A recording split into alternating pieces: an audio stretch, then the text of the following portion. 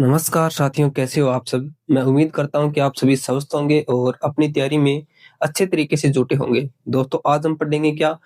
दो चरों वाले रैखिक समीकरण। क्या पढ़ेंगे? दो चरों वाले रैखिक समीकरण। तो देखिए, दो चरों वाले रैखिक रैखिक समीकरण। दो चरों वाले रैखिक समीकरण। दो चरों वाले रैखिक समीकरण कौन से होते हैं? जिसमें क्या हो, दो चरों x या y या a या b कुछ भी मान ले, ठीक है। दो चर होंगे उसमें, ठीक है। चरों की संख्या कितनी होगी? दो होंगी। देखिए, इसमें समझने वाली बात ये होती है कि इसका जो रूप होता है वो क्या होता है? वो होता है a1x plus b1y plus c1 और बराबर में 0, ठीक है। ये इस दो चरों वाले रैखिक समीकरण का रूप होता है। यहाँ पर a की जगह, b की जगह और c की जगह क्या आएगी? यहाँ पर वास्तविक संख्या आती है। वास्तविक संख्या क्या आती है? यहाँ पर वास्तविक संख्या आती है। और अपन चरों की बात करें तो दो दो चरों वाले रैखिक समीकरण, ये दो चर हो गए यहाँ पर। कौन कौन से? x और y। क्या? x और y, ठीक है। अब देखिए, अब मैं आपको बता देता हूं कि a1 अपॉन a2, अगर यहाँ पर हमें क्या है, दो समीकरण देखने को मिलेगी। a2x plus b2y plus c2 बराबर में 0। इस प्रकार की दो समीकरणें हमें देखने को मिलेगी और हमें पूछा जाएगा कि इसका हल विद्यमान है या नहीं, या हल की प्रकृति कैसी है, या फिर हमें इस समीकरण में k का मान पूछ सकता है। अब इसमें समझने वाली बात यह है कि a1 अपॉन a2 बराबर हो b1 अपॉन b2 बराबर हो c1 अपॉन c2 बराबर हो। अगर ये तीनों बराबर हो, ठीक है, देखिए a1 और a2 का मान बराबर हो, b1 अपॉन b2 बराबर हो, c1 अपॉन c2 अगर बराबर हो, तो यहाँ पर क्या होगा? यहाँ पर जो रेखाएं होगी वो बिल्कुल क्या होगी? संपाती होगी। दूसरी रेखा भी इसी रेखा के ऊपर होगी, ठीक है। यानी कि जो रेखा होगी वो दोनों रेखा है वो क्या होगी? संपाती होगी, संपाती रेखा होगी। और इसका जो हल है, हल क्या होगा? हल होगा इनफाइनाइट, अनंत होगा। हल क्या होगा? अनंत होगा। अगर a1 upon a2, b1 upon b2, c1 upon c2 का अगर मान हमें बिल्कुल बराबर मिले, तीनों का मान बराबर मिले, तो क्या होगा? संपाती होगा और अनंत इसका मान है वो अनंत होगा, ठीक है। आगे देखिए, a1 अपॉन a2 बराबर हो, बराबर नहीं हो b1 अपॉन b2 बराबर c1 अपॉन c2। अगर a1 अपॉन a2 बराबर नहीं हो b1 अपॉन b2, तो क्या करेंगे? तो करेंगे कि हल है वो विद्यमान होगा। हल क्या होगा? विद्यमान होगा और अद्वितीय हल होगा। अद्वितीय अद्वितीय हल होगा। अगर a1 अपॉन a2 बराबर नहीं हो b1 अपॉन b2 के, तो अद्वितीय हल विद्यमान होगा। यानी कि हल होगा वो कितना? एक होगा। हल क्या होगा? एक होगा और हल विद्यमान होगा, ठीक है। और यहाँ पर जो रेखाएं हैं वो क्या होगी? प्रतिच्छेद करेगी। हल है, यहाँ पर जो रेखाएं हैं वो प्रतिच्छेद करेगी, इसलिए यहाँ पर है जो हमारा मान है वो क्या आएगा? अद्वितीय मान आएगा इसका, ठीक है। इसके बाद में अगला,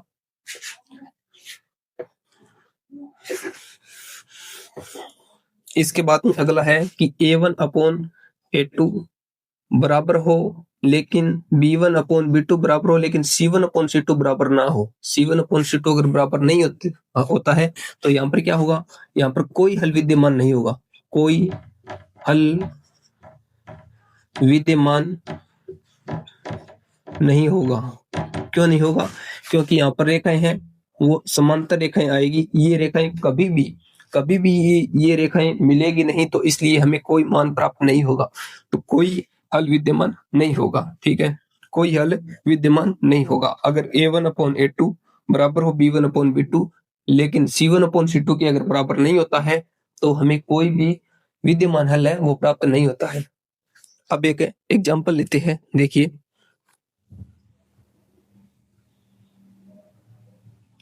एग्जाम्पल है 2x माइनस, देखिए मैं इसको मिटा देता हूं और इन चीजों को आपको याद में रखना है कि अगर किस प्रकार की सिचुएशन होगी तो हल विद्यमान होगा, किस प्रकार की सिचुएशन में हल विद्यमान नहीं होगा। बस इतना ही टॉपिक है ये, कि हमें ये ध्यान में रखना है कि हल विद्यमान कब होगा, अनंत कब होगा और अद्वितीय हल कब होगा। देखिए एग्जांपल है 2x माइनस 3y माइनस 8 बराबर 0, नहीं y 3y बराबर 8 है, ठीक है। और आगे क्या है 4x माइनस 6y बराबर 9। देखिए ये एग्जाम्पल है, इसे हम समझते हैं। यहाँ पर देखिए a1 का मान क्या है, ये हमारा पहला समीकरण दे दिया हमने, और ये क्या है, ये दूसरा समीकरण है। यहाँ पर ये क्या है, ये a1 है, ये क्या है, ये b1 है, और ये क्या है, और ये क्या है, ये है c1, और ये क्या है, ये b1, ये b1, और ये नहीं, ये है a2, और ये है b2, और ये है c2, ठीक है। a1 का मान है, b1 का है, c1 का, a2 का, b2 का, c2 का, सभी का मान हमारे पास है। सबसे पहले हम ये ध्यान में रखेंगे कि ये जो हमें समीकरण दिया हुआ होगा उसे हम बराबर में 0 लाना होगा। कैसे लाएंगे, 2x माइनस 3y, अगर 8 यहाँ पर प्लस का है तो बराबर के इधर वाली साइड में आएगा तो माइनस का हो जाएगा और बराबर 0 आएगा, ठीक। यहाँ पर देखिए 4x माइनस 6y, और ये प्लस का 9 है तो इधर आएगा तो माइनस का 9 हो जाएगा बराबर 0, ठीक है। अब हमारे पास a1, a2, b1, b2, c1, c2 का मान है। a1 का मान यहाँ पर कितना है, a1 का मान है 2, a2 का मान कितना है 4 बराबर। इसके बाद में b1 का मान है माइनस का 3, b2 का मान है माइनस का 6, ठीक है। इसके बाद में c1 का मान है हमारे पास माइनस का 8, हमें इस चिन्ह को साथ में रखना है, ठीक है। अगर प्लस की संख्या हो तो प्लस, अगर माइनस हो तो माइनस। यहाँ पर c2 का मान कितना है 9, माइनस का 9। देखिए इसको हम काटेंगे 1/2 आएगा बराबर, यहाँ पर भी प्लस माइनस माइनस कट जाएगा, और 3/2 का मान कितना आएगा, 1/6 का मान 1/2 आएगा। इसके बाद में माइनस से माइनस कैंसिल हो जाएगा, और यहाँ पर आएगा 8/9।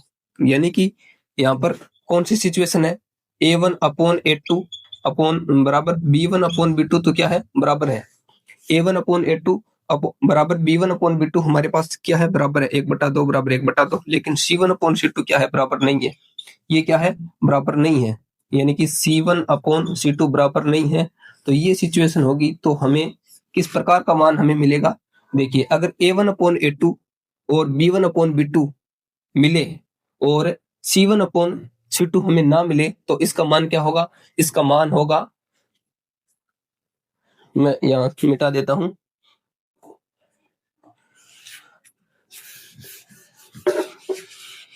अगर इस प्रकार की सिचुएशन हमें मिले तो क्या होगा, यहाँ पर a1/a2 b1/b2 बराबर c1/c2, यानी कि c1/c2 का मान बराबर नहीं है।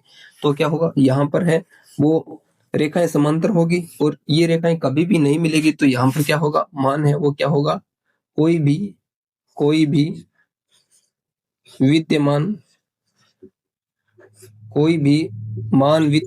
नहीं है, विद्यमान नहीं है, यहाँ पर कोई भी मान विद्यमान नहीं है। अगला सवाल देखिए,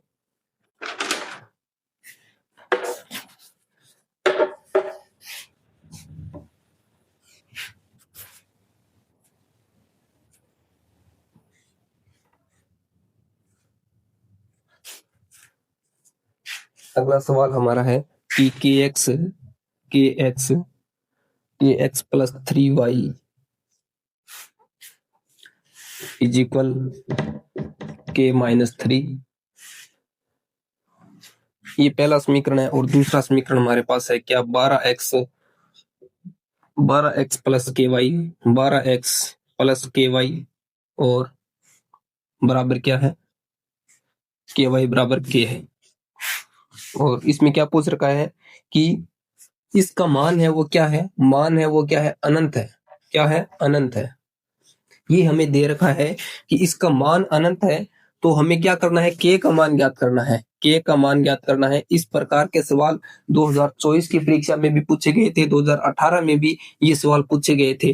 तो ये एक है टाइप, इस सवाल का इंपॉर्टेंट बनता है एग्जाम की दृष्टि से, तो इसको आप अच्छे से समझ लेना।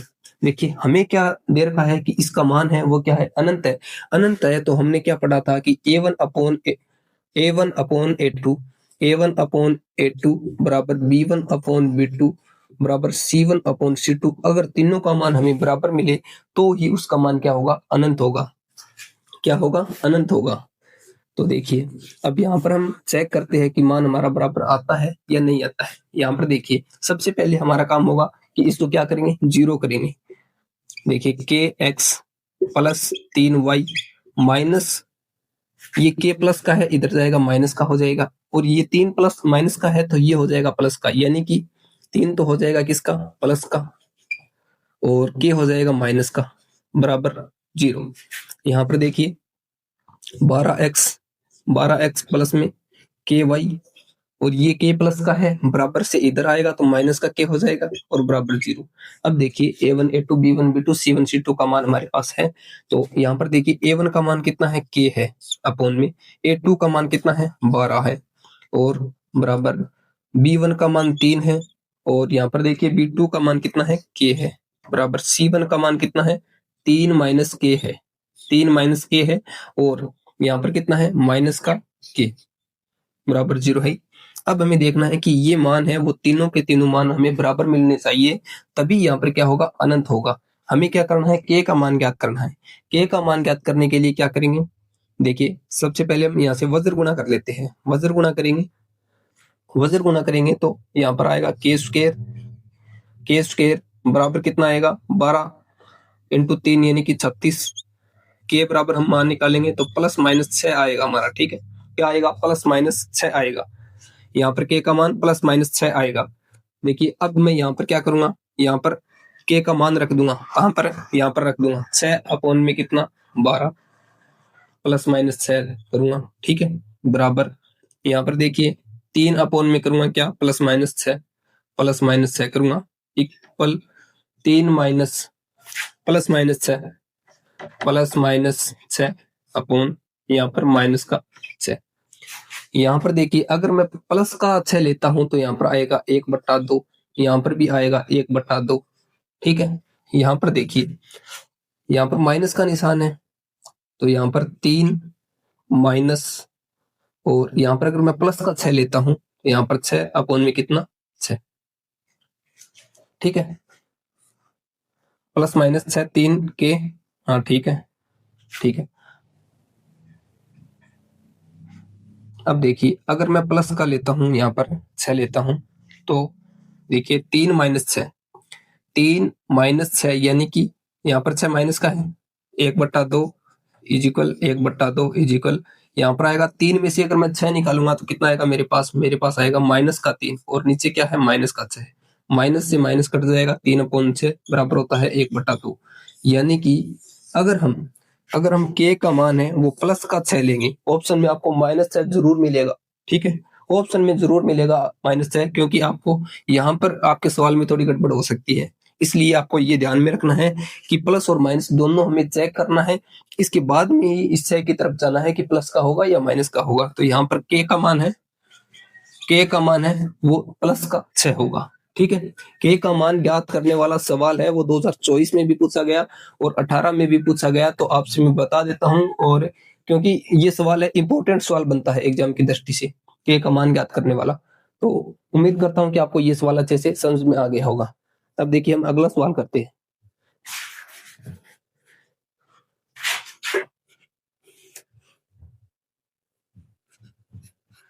दो चरों वाले रैखिक समीकरण का जो टॉपिक है, इसमें हमें बस यही ध्यान में रखना होता है कि मान कब अनंत होगा, कब अद्वितीय होगा, और कब है वो मान विद्यमान नहीं होगा।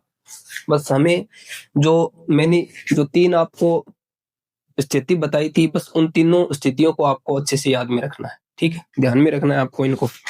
अगला सवाल हमारा है 3x plus Y is equal 1 और 2k-1, क्या 2k-1 x और प्लस में k-1 y और इज इक्वल 2k प्लस 1। देखिए ये सवाल है और इसने कहा है कि कोई हल विद्यमान ना हो, क्या हो, कोई हल विद्यमान ना हो, यानी कि कोई हल विद्यमान ना हो, ये हमें क्या दे रखी है, स्थिति दे रखी है इसकी कि कोई हल विद्यमान कब नहीं होता है। सबसे पहले हमें इस बात का ध्यान होना चाहिए, ठीक है, कोई हल विद्यमान कब नहीं होता है।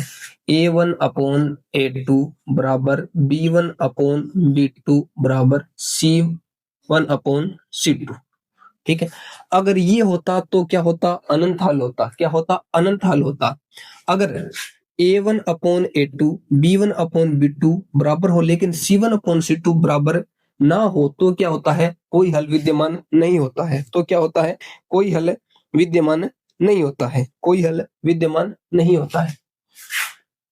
तो अब देखिए यहां पर मेरे पास क्या है, सबसे पहले हमारा काम होता है जीरो के बराबर में करना। तो देखिए इसको मैं मिटा देता हूं, जीरो के बराबर करेंगे दोनों समीकरण को।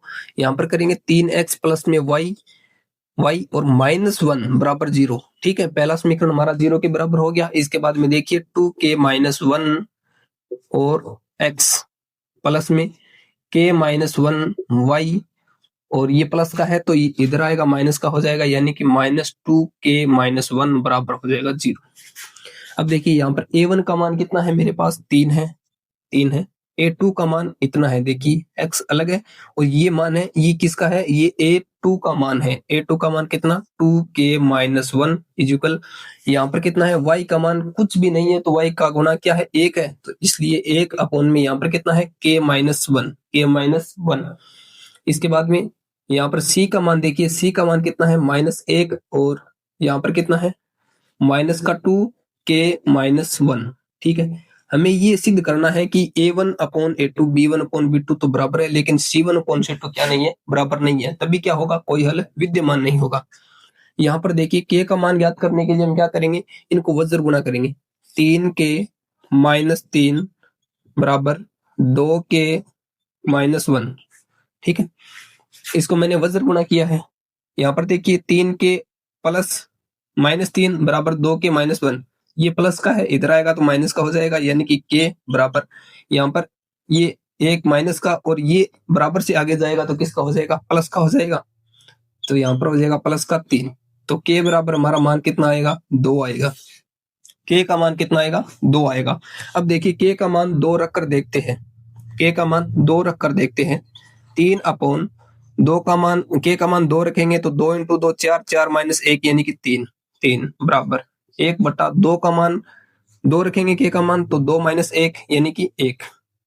इसका भी मान काटेंगे तो कितना आएगा, 1/1 ही आएगा, यानी कि ये दोनों तो बराबर है। अब तीसरी चेक करेंगे कि C1/C2 बराबर है या नहीं है। देखिए -1 अपॉन में -2 इंटू k का मान कितना, 2 और -1, यहाँ पर देखिए -1 आएगा और -2 से हम गुणा करेंगे, 2 से तो कितना, -4 और -1 यानी कि -5 हो जाएगा। -1 अपॉन में -5, -4 -1 जुड़ गया, -5 हो गया, माइनस से माइनस कट गया, यानी कि 1/5। यहाँ पर हमें मान मिल रहा था 1/1 बराबर 1/1 और यहाँ पर मिला है 1/5, यानी कि ये बराबर नहीं है, ये दोनों बराबर है। तो यहाँ पर हमारा मान k का है, वो जो 2 मान हमारा निकला है वो बिल्कुल करेक्ट है, ठीक है। ये सवाल भी आपको अच्छे से समझ में आ गया होगा। दो चरों वाले रैखिक समीकरण में बस यही इतना सही मैटर है। अब एक सवाल और कर लेते हैं हम।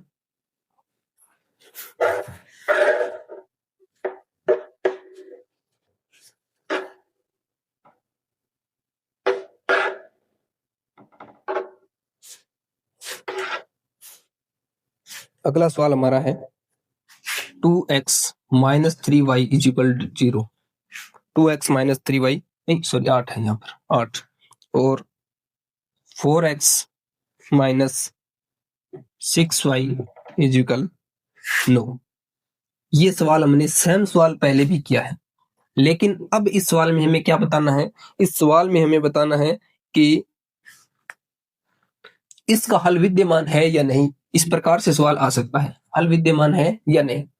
देखिए हम क्या करेंगे, यहाँ पर 2x - 3y - 8 बराबर 0 करेंगे। यहाँ पर 4x - 6y - 9 बराबर 0 करेंगे। a का मान हमारे पास क्या है, 2 और a2 का मान 4 है।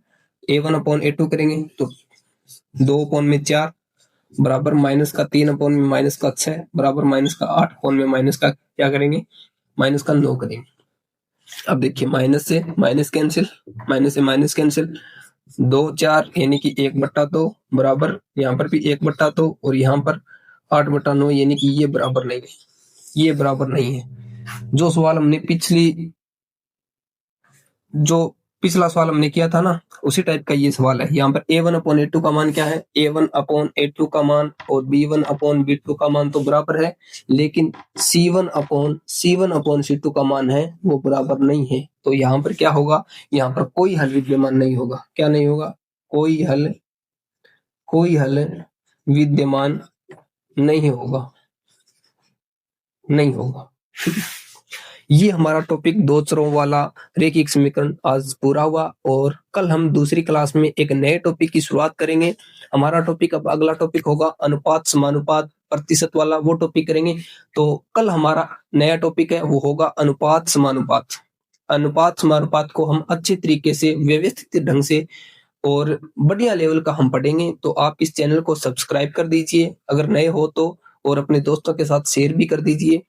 और हम पूरी मेहनत और लगन के साथ इस एलडीसी भर्ती परीक्षा के लिए इंग्लिश और मैथ का संपूर्ण कोर्स करवाएंगे, ये हमारा वादा है। हम ये नहीं कि बिल्कुल, आपको मैं बता देता हूं कि ये नहीं है कि बीच में छोड़ देंगे कि नहीं इतना हो गया उतना ठीक है। हमने अगर ठान लिया है कि पूरा कोर्स करवाना है तो हम करवाएंगे बिल्कुल। ठीक है, धन्यवाद, मिलते हैं अगली वीडियो में।